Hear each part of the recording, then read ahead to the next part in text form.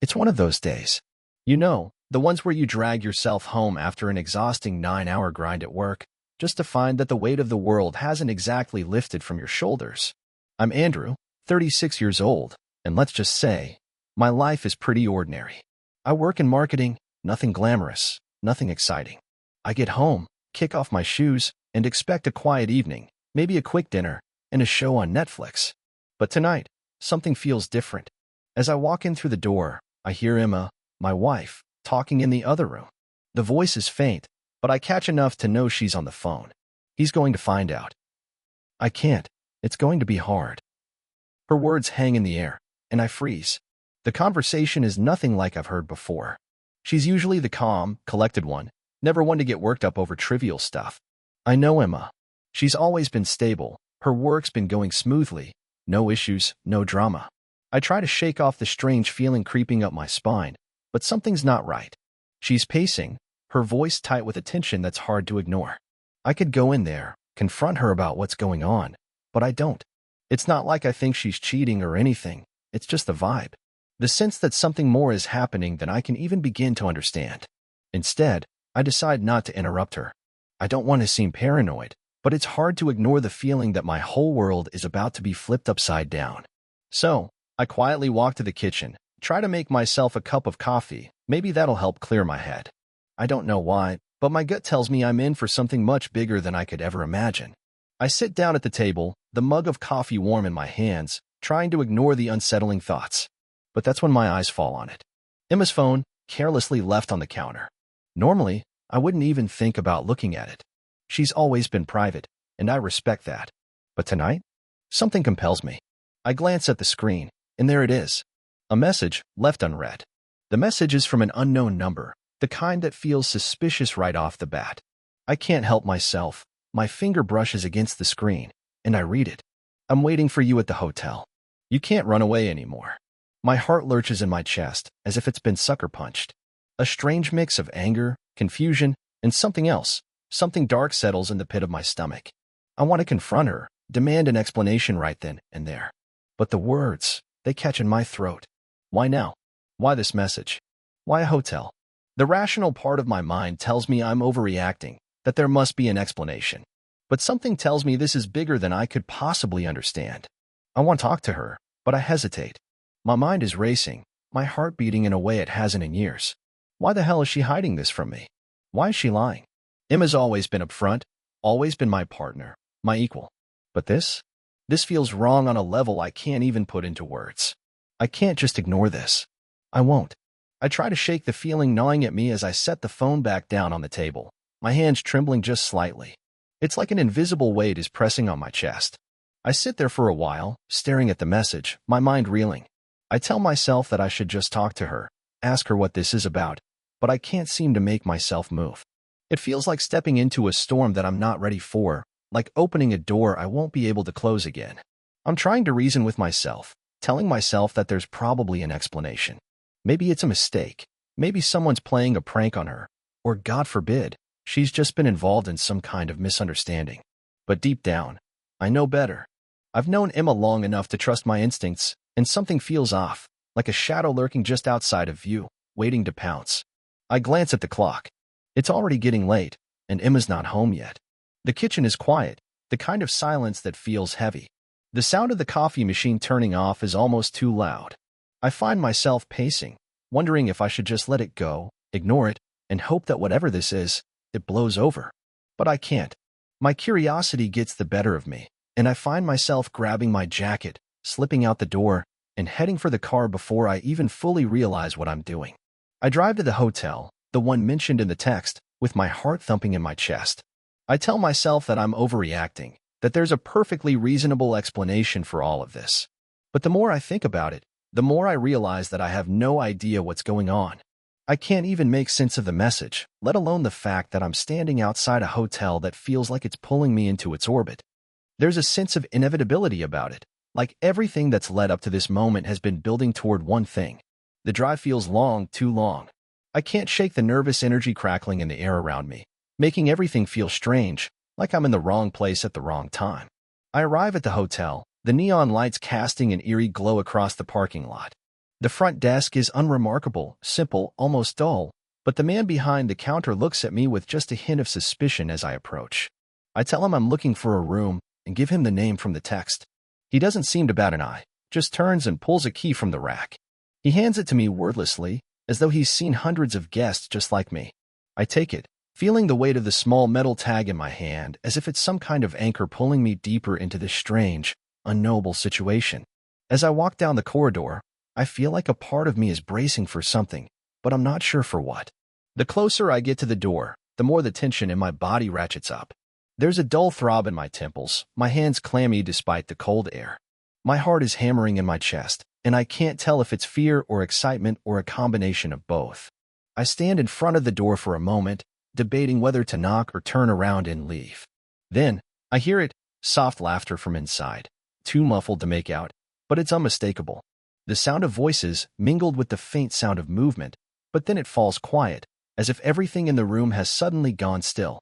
It's the silence that does it. It's too sharp, too thick with anticipation.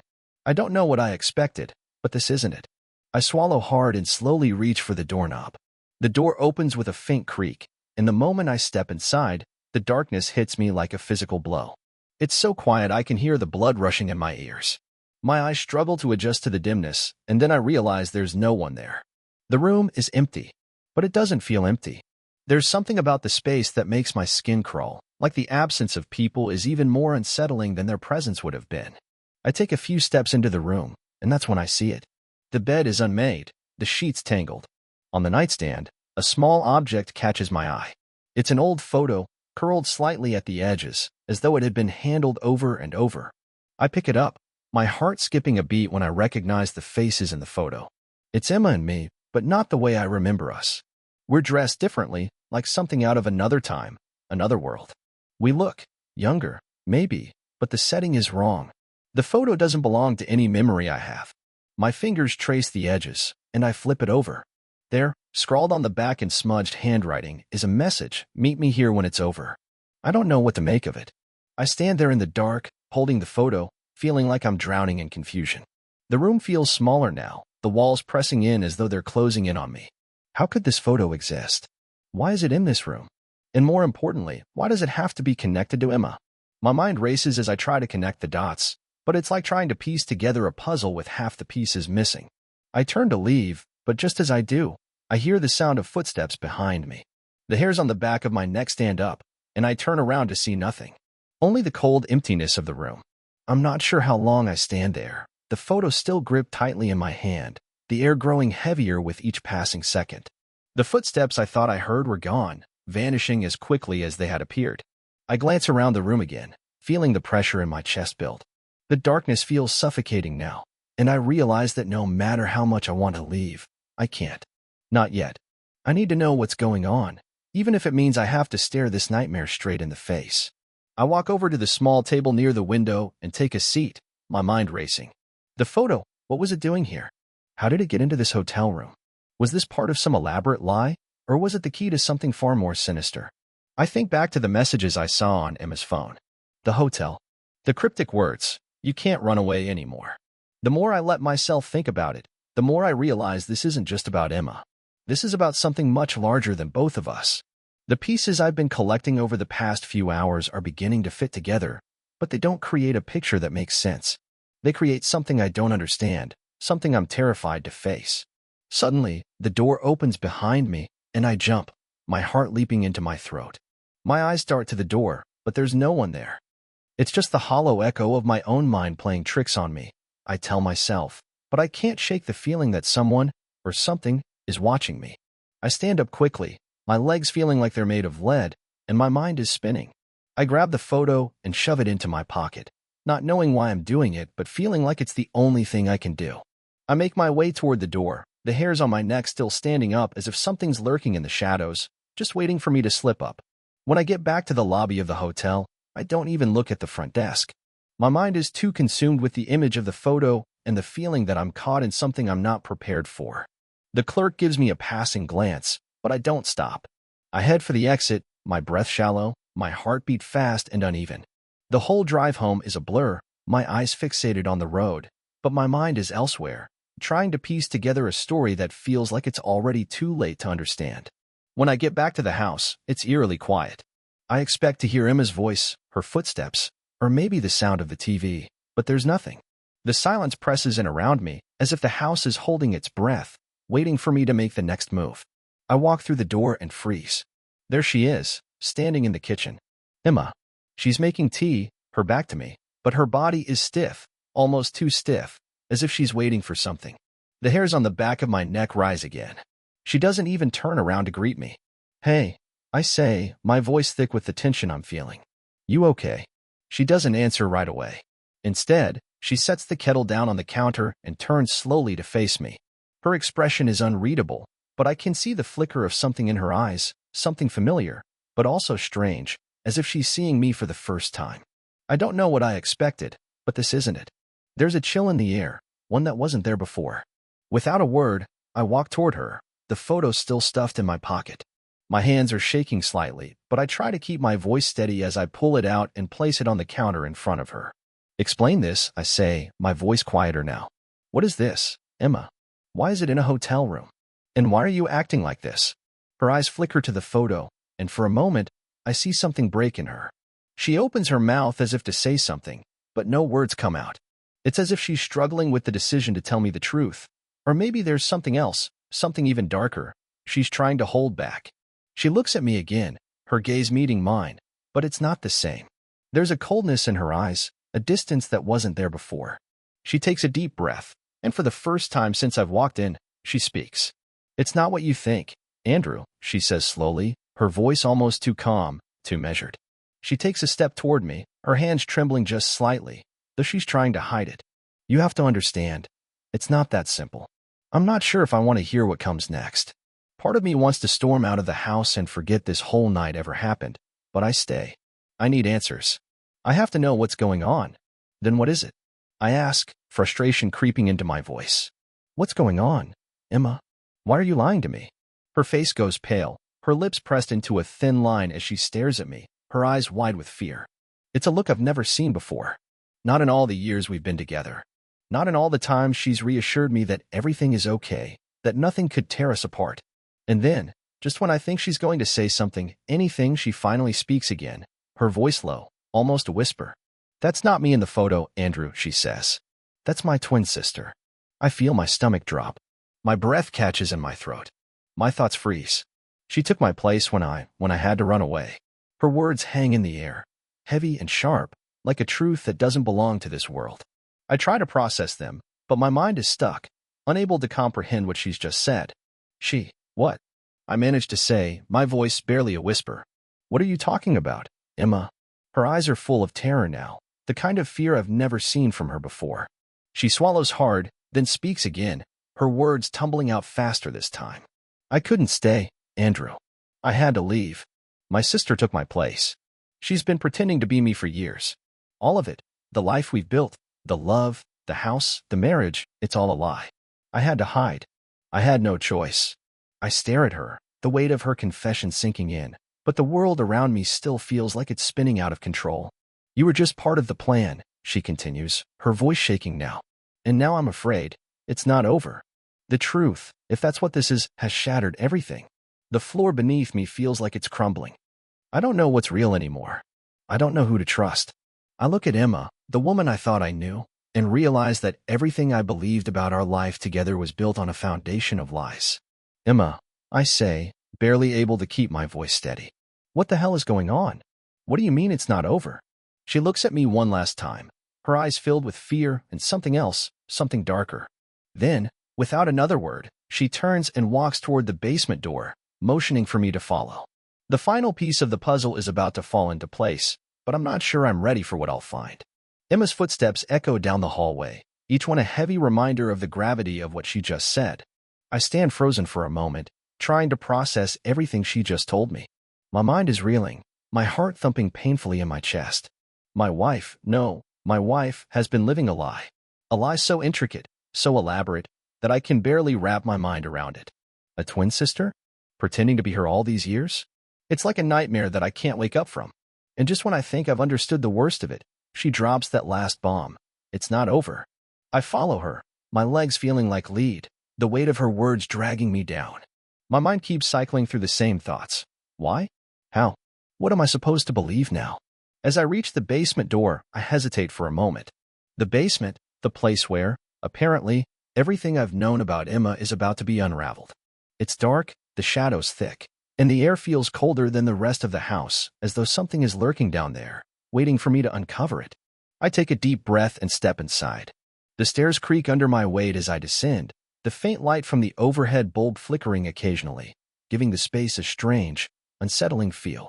When I reach the bottom, Emma's already there, standing by a small wooden table. The basement isn't much, just boxes, old furniture covered in dust sheets, and a couple of dim light bulbs hanging from the ceiling. But in the center of the room is something I hadn't expected. There's a stack of old papers, yellowed with age, piled up in neat stacks. Some of them are old letters, others look like journals, and there are photographs scattered across the table. Emma gestures to the table, and I step closer, the knot in my stomach tightening. "This is where it all started," she says, her voice soft but filled with an edge of fear. "I didn't want you to find out this way, but I didn't have a choice anymore. They're still out there, Andrew. And if they find us, it's all over. I need you to understand." I glance at her, her face pale, eyes haunted by something I can't see. "Understand what?" I ask, my voice shaking with a mix of anger and confusion. "What is all of this, Emma? What do you mean, they're still out there?" Emma hesitates for a moment, looking down at the table as if searching for the right words. Then, she begins to speak again, her voice trembling.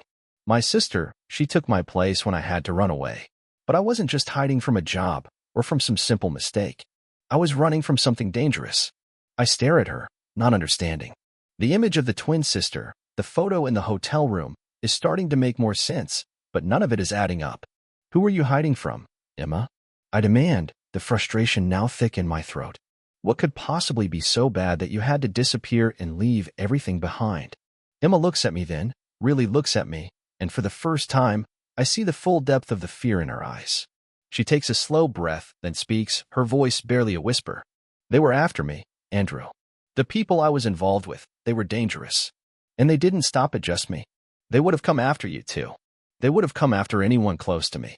I had to protect you, and the only way to do that was to disappear." My mind races. "You're telling me you ran away because of them? Because of these dangerous people, and you hid behind a lie? You let your sister live my life, our life?" Emma nods, her face a mixture of regret and sorrow. "Yes. It wasn't easy, Andrew. I couldn't tell you the truth, not like this. It wasn't just a matter of telling you about a bad situation. If I had told you, you would have been dragged into it too. It wasn't something I could fix by just telling you the truth. So, we had to do this pretend. I had to let her be me so I could disappear completely." I stand there, my head spinning, trying to process it all. The woman I thought I knew, the life I thought we shared, is a lie. A lie so deep, so complicated, that it feels like it's buried in my bones. I look down at the papers on the table again, trying to make sense of it all. Some of the documents are contracts, others look like official government papers, and there are a few old photographs scattered in between. Emma moves toward the table, picking up a yellowed letter and handing it to me.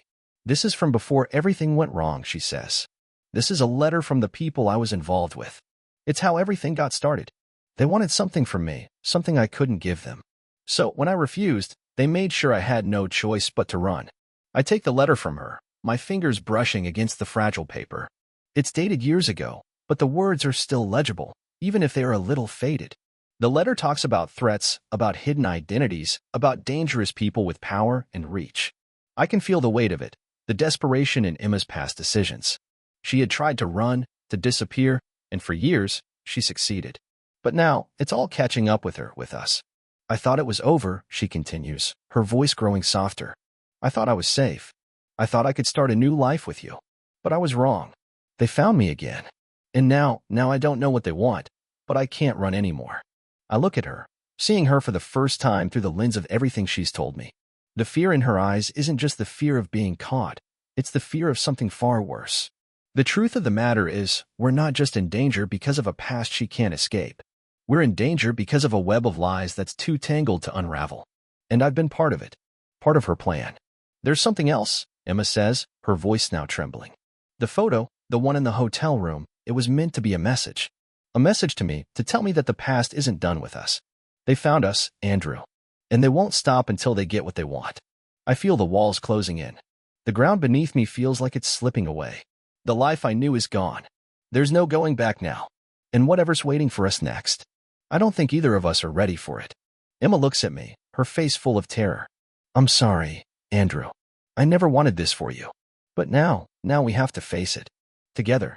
I don't know if I can believe her. I don't know if I want to.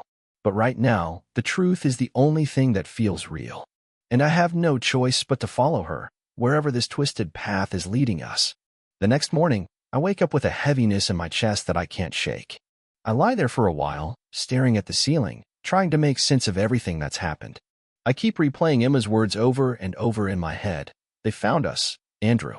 It feels like my life has become a puzzle that's been pieced together by lies and half-truths, and I can't even begin to understand the bigger picture. The woman I thought I knew is a stranger, hiding from something far more dangerous than I could ever imagine. And I, the man she married, have been dragged into a nightmare that's far from over. I don't know where she is now, but I know one thing. She's gone again. I feel it in the pit of my stomach. The house feels emptier than it ever has. I don't waste time. I can't. The fear that gnaws at me, the sense of urgency, is overwhelming. I need to find her. I need to understand what's happening, to finish this once and for all, whatever this even is. I grab my jacket, head for the door, and make my way to the car. My mind is spinning as I drive, every thought tangled up with questions I don't have answers to. The photo, the mysterious messages, the basement, and the strange feeling that something is still missing. It's all part of something I can't even begin to grasp. But one thing is clear, whatever it is, it's leading me somewhere I'm not ready to go. When I pull into the parking lot of the hotel, my heart starts racing again. The place looks the same sleek, unremarkable, as though it's just another building on another street. But the truth weighs down on me now, and the sense of dread that fills the air around me feels like a physical presence. I don't even know what I'm hoping for as I walk through the doors. Maybe I'm hoping to walk into the room and find Emma waiting for me, ready to explain everything. Maybe I'm hoping for some sign that all of this is just a misunderstanding, a bad dream that I'll wake up from. But deep down, I know better. I know that the answers I'm looking for will only lead me further down a path I'm terrified to walk. I approach the front desk, the clerk looking up at me with an unreadable expression. He's the same man I saw the night before, the one who handed me the key without question. Something in his eyes tells me that he knows exactly why I'm here, but he says nothing. I ask for the same room number again, and he gives it to me without hesitation. The door to that room feels heavier now, the weight of everything I've learned pushing down on me. I walk down the hallway, my heart pounding in my chest, my every step filled with dread. When I reach the door, I hesitate. The sounds of muffled voices inside, laughter, indistinct conversation, reach me from behind the door, just as they had the night before. I don't know if I'm prepared for what I'm about to see, but there's no turning back now. I knock on the door, my hand shaking as it touches the wood. There's a long pause before the door opens, and I find myself staring at Emma. But she's not alone this time. Her eyes widen when she sees me, her face drained of color. She steps back instinctively, as if she's trying to hide something, trying to keep something or someone out of view. My heart sinks as I look past her, and that's when I see him. The man standing in the shadows, his face obscured by the dim lighting, is someone I don't recognize. He's tall, broad-shouldered, wearing a suit that looks too expensive for a place like this. But what really makes my stomach drop is the coldness in his eyes, the same coldness I saw in Emma last night, the same fear that was hidden behind her calm demeanor. Andrew, Emma says, her voice barely a whisper. There's no warmth in her tone now.